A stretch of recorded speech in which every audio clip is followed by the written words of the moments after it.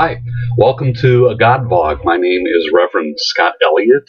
Today I'm going to talk about 5 general ways in which humankind has imagined God throughout history. And I'm going to use in this illustration something I've never done before. I was thinking today that 2 common elements in the church might do well for this illustration. One is bread, representing all of the universe, all creation represented by bread, and the other is a cup of wine, the Spirit, representing God. The first way that people have imagined God, or one way anyways, that I'm going to name first, is atheism. And that is that there is no God. The cup of wine sits there. It doesn't exist in this picture, and so we just have creation, a piece of bread. That's atheism. Another way is deism, and many of our founding fathers were deists. Deism is that God created creation and then left it here to run on its own. A common illustration that's been used for hundreds of years is that God was like a watchmaker, wound the creation up and left with the laws of nature, and now it just runs on its own. That's deism. The third way is the most common way that Americans think about God, and that is supernatural theism. God is supernatural, beyond nature. And so God actually interacts with creation when God wants to, when something goes wrong, when God's happy with somebody, if there's a prayer that's being answered. And so God's responses to creation are above it, coming down to it and dealing with whatever is at issue. And so the relationship is tangential most of the time. It's continuous, but it's from without. It's supernatural theism. The fourth way is called pantheism. All is God, and pantheism tends to be an Eastern religious thought, and it's that, I'm soaking the entire piece in the wine, it's that all of creation is God. Pantheism, all God, but that's it, that there's no more. It's just what is the universe, what all that is God. That's pantheism. And the fifth way I want to talk about is called panentheism, and that is all in God. And so creation is actually in God, soaked through and through. Panentheism, all in God. And so God is the cup.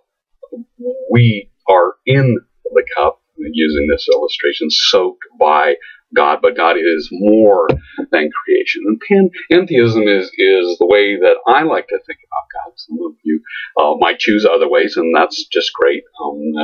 God is, at the end of the day, indescribable, beyond our human comprehension. But for me, panentheism, all in God, works well. And it also has support in the Bible. For instance, in Psalm 139, verses 7 to 10 says, "Where can I go from your spirit? Or where can I flee from your presence? If I ascend to heaven, you are there. If I make my bed in Sheol, you are there. If I take wings in the morning and settle at the farthest limits of the sea, even there, your hand shall lead me. Your right hand shall hold me fast." Psalm 139. But in the New Testament, Paul's wonderful sermon that he does in Acts 17, where he says that it is in God that we live and move and have our being.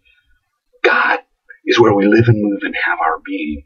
And you can look at that as meaning that God soaks absolutely every single piece of life. All of creation is soaked to the very core with God. And when you imagine God in that way, then you tend to respect creation, your fellow human beings. Jesus calls us to love everyone, not just our neighbor, but also our enemy. He calls us to be good stewards, as Genesis calls us to be good stewards of creation, where we look at all of creation as not just something for humans to use, but to be partners with God in, because God is in each thing in creation. And so viewing the world from a panentheistic way helps us understand that God is absolutely everywhere. And the really cool thing is, try this. If you start focusing on something, you can find God there in it. Almost anything I can think of. If I take a piece of paper and start to look at it instead of thinking of it as something that I use and recycle. If I look at it, the strands that are woven together, and start thinking about the trees that went into it and the process and the glue and the pulp and everything that goes in the piece of paper, it becomes this intricate, magnificent thing with atoms and molecules. Quite fascinating, more sophisticated than I tend to think of every day when I'm using it, and certainly more sophisticated than anything that I could just manufacture on my own. And there, in that little piece of paper, we can see from the tiniest electrons on up a sense of awe. And it gets even better when you start thinking about, the pictures from the Hubble Space Telescope, the magnificent things that we're seeing way out there in the universe, and just come back here home, and you pull up a piece of